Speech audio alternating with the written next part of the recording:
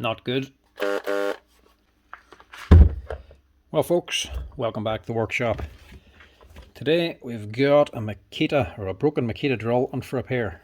This one is the HR2811F, which is actually from 2011.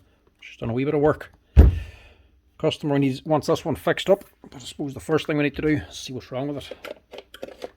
He says it's the hammer end. No, that's not the hammer end. That's the motor end. Not good.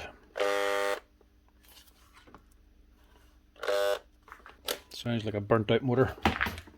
Either that or it's totally jammed.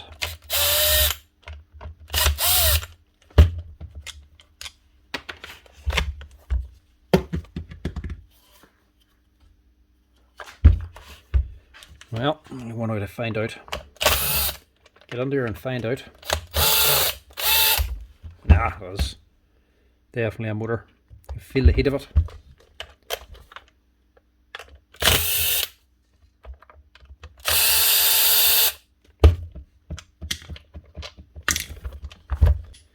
Actually have to pull this change lever off as well, so you can actually take the handle off. And you have to get it up over this little ridge.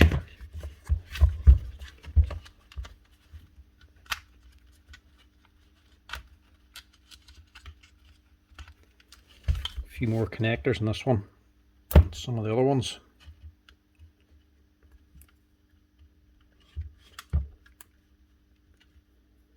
Just disconnect all them, get rid of the handle.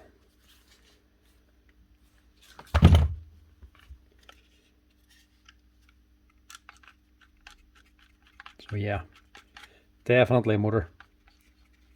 That's spinning no problem. It's not to say that it's just jammed up. Right, so I'll put a new motor onto this one. Don't think these are too expensive.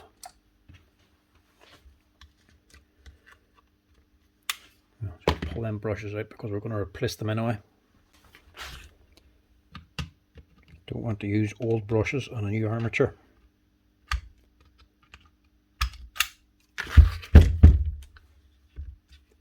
Hopefully nothing else is melted on this.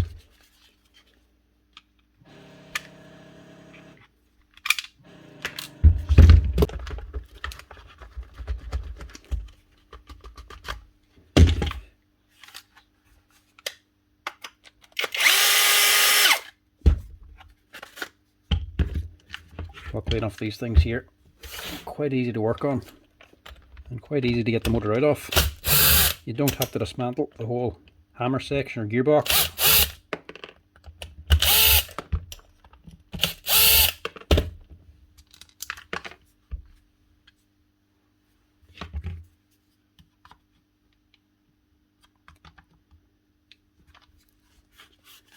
Gently prise this up.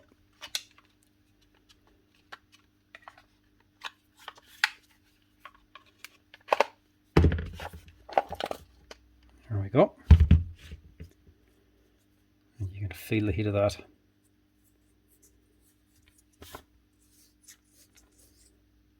But funnily enough, it doesn't look bad.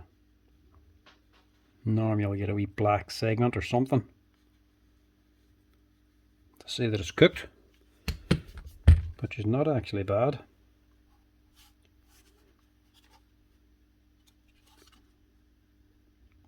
Field windings look okay as well. They're not burnt. When they stop like that there, they just make a struggle to run as if it's jammed. It's normally always the armature, it's not going to be your field. Even if one side of the field goes, it's not going to run at all. When it sort of struggles, it's the field running, unless you're not turning. So it's going to be a shorted out armature. One of these segments inside, or one of the wires, will be stripped or broken, and will be making contact with two sides. So it'll be energizing two segments of the armature at the same time. So this will be energized and turned into an electromagnet, and another one over this side will be doing the same thing, and they'll be just fighting each other. They'll be getting the same power, being repelled and attracted with the field at the same time. So it'll just be sitting there vibrating back and forth, not being able to move. Every time it moves, it's getting fought back by the other side. So that's gone. If you get it like that, it is your armature. I'm not going to do much cleaning out in this because don't need to. Stays nicely sealed up. Don't have to go into this here at all. Might just give it a wee wipe down just. So a new armature needed. I'll just double check. Just to be sure, Just stick her on the growler.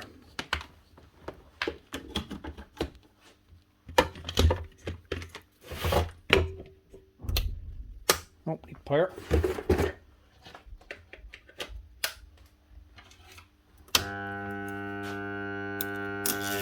There we go.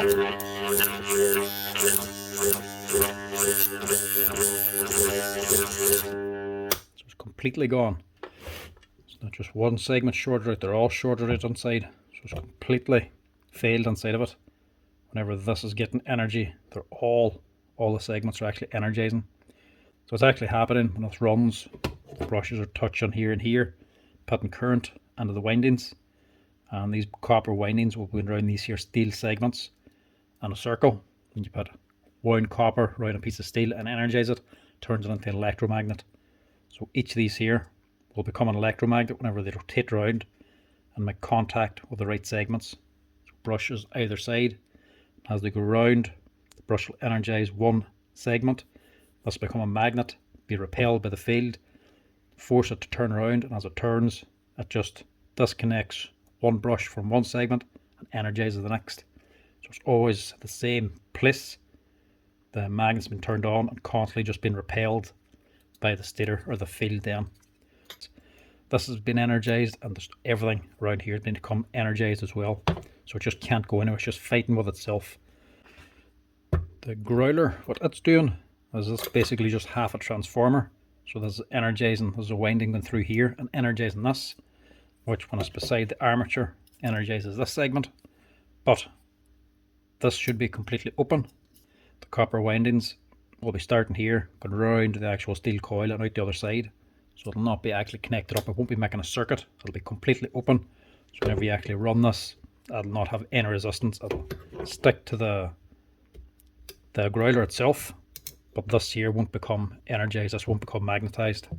But whenever they fail, either one or several segments, if they fail inside and make contact, then that makes a loop then, a circuit, which then energizes the field, and you'll get this here also sticking to the field, or sticking to the armature.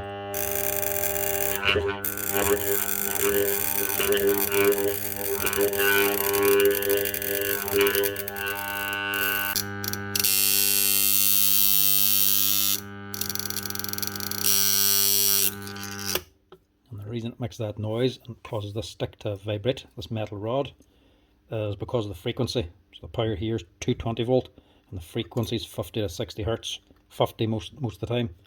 So whenever this is running, the frequency, the sine wave of the electricity going through here is magnetizing it, but because it's a frequency, it's been switched on or off 50 times a second. It's not DC, it's not a constant voltage. Because it's going on and off, it's turning the magnet on and off. So the vibration is this here been magnetized and turned off again 50 times a second. That's why it's vibrating like that there. But this one is without a doubt gone. So when you get an armature on that looks like that, behaving like that and looking very fresh, and not showing any signs of it being gone, you sort of have your doubts. That's what the growler comes in good for. Just confirms for you the thing's actually gone. But normally you can tell by the heat, and that there's fairly hot there. Like, if you ran it any longer, you wouldn't be able to hold that. Right, new armature for this yoke. Give it a quick wee wipe down here, and we'll get an armature. Parts are in stock. Cheap set of brushes, CB325s. These only cost like a $5. And then one armature, 515294-9. That's for the HR2811F or FT, and it's only €49 for this here. €300 machine, 49 for motor. Not so bad at all. Especially seeing as how easy it is to fit. Well, need a wee bit more to this one. Also need a bearing. We'll also need that sleeve. Probably reuse that bearing too, but we'll just put on a new one. To press that off now to get this here metal sleeve. Normally you would just pull on the bearing only. This armature's destroyed, so I'm just going to press onto the fan just to make it easier. There's a bit of a tight squeeze to go under this bearing and the fan. Plus, I might just keep this fan for a spare part. Sometimes you do replace them. That's if it comes off easy.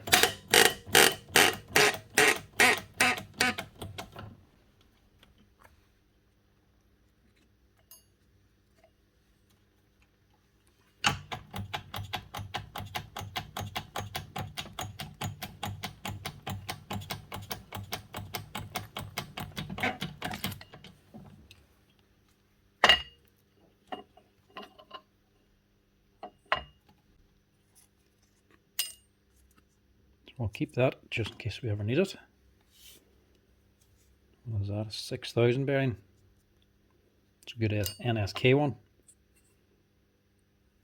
The bottom one, yeah, 627. Thought it might have been a 608. Sometimes I keep the 608 bearings for myself, even if they're old, just for the wains at home, for fixing up things like trikes and stuff like that.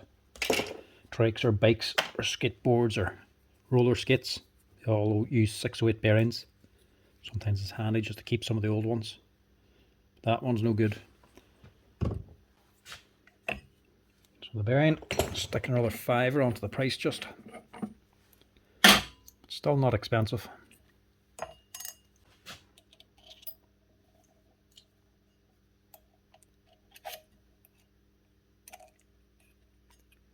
Just press the bearing on first, just in case we damage that.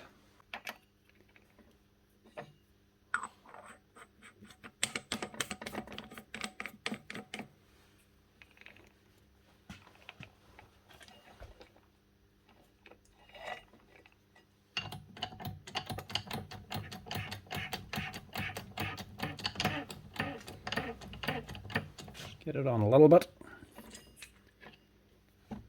Get this on.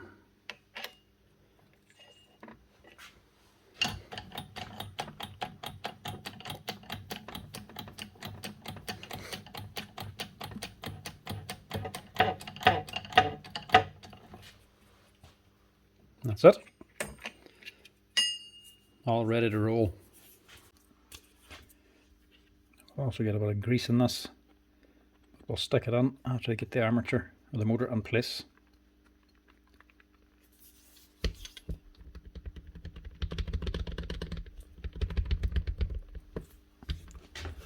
Push it down. Just give it a wee shake. There we go. It should click into place.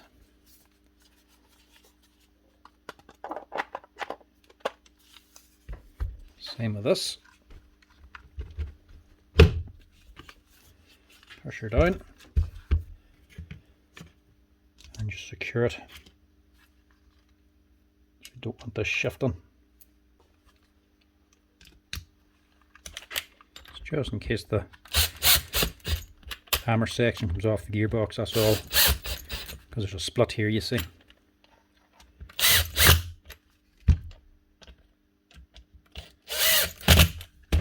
Just make sure it turns nice and free. And we're good to go.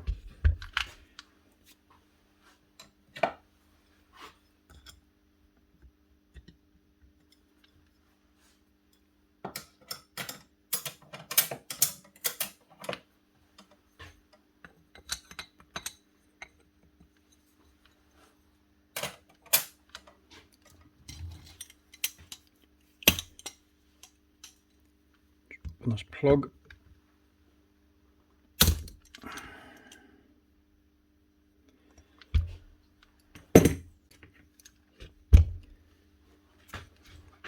So just take this off.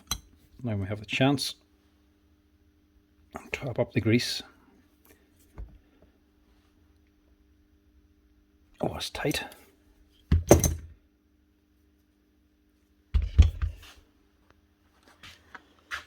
Handy wee tool for this. Wrong size for a grinder spanner, but you get them like this here as well. An adjustable pin wrench, just for different size grinders. Look, had one of these before, but it's broken. They come in wild handy for the top nuts like this here. You set it to the size you want. And make life a lot easier for yourself.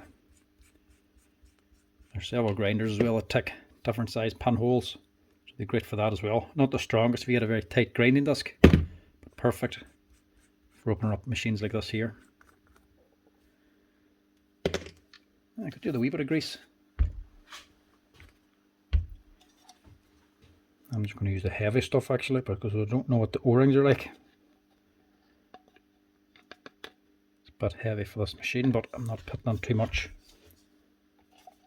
It's different if you're filling the whole machine with it. I'll just mix with the lighter stuff that's already in there. And it'll become thinned down. It should be alright. Plus it's a brand new motor get onto it, so it should have the power to deal with it. But if the O-rings are worn, the thicker grease would also help give a better seal.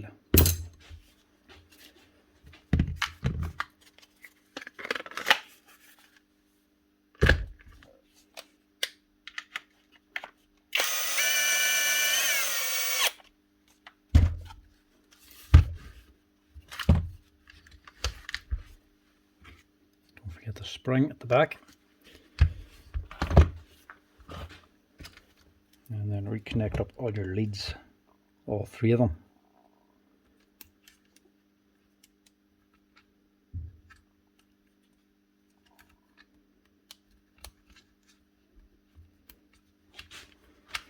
And just get them all tucked in.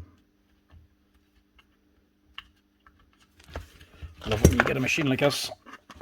It has wee connectors like this, but then it has a wee house, a wee specific place to hold them. Keeps everything nice and neat. So torture whenever wires get in your way when you're putting things together. You don't know which way to actually have them sitting. Look at that.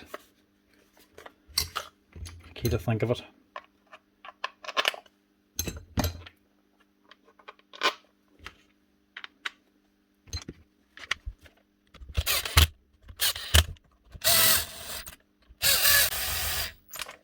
Now you could reuse the old brushes if you wanted to, but I'd always recommend changing them, especially when they're as cheap as these ones.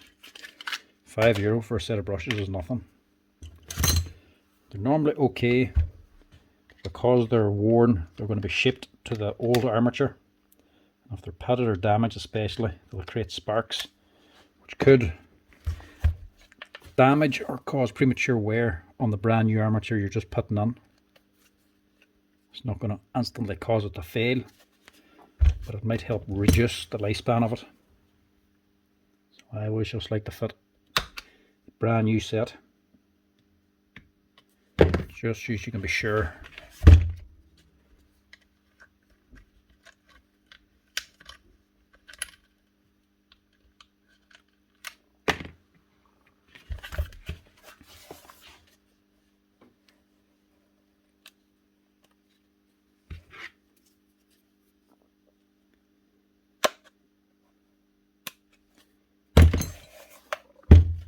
And that should be just about it.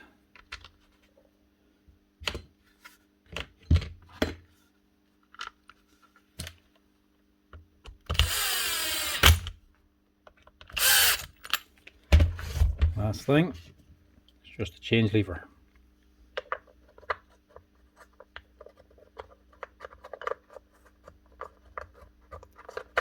Which way was it on now? Yeah, top. You can't put it on wrong because this wee cross, there's always one thicker section.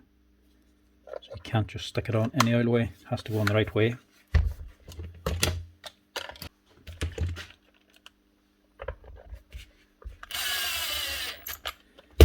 And that's her. One Makita HR2811F with a new motor and a set of brushes. A little clean and a little bit of grease.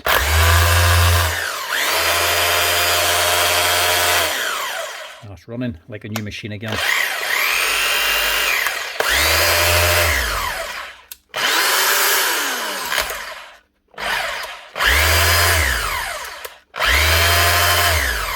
Nice one. Just give her a wee test out now on the bench and make sure she's rattling like she should.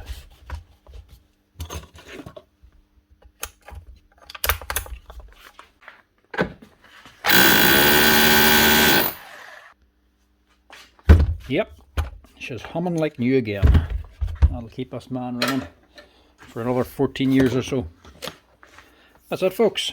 That's how you change the motor on a Makita HR2811. A nice, easy repair and not too expensive. Anyway, folks, that's her. Another one repaired and ready to go.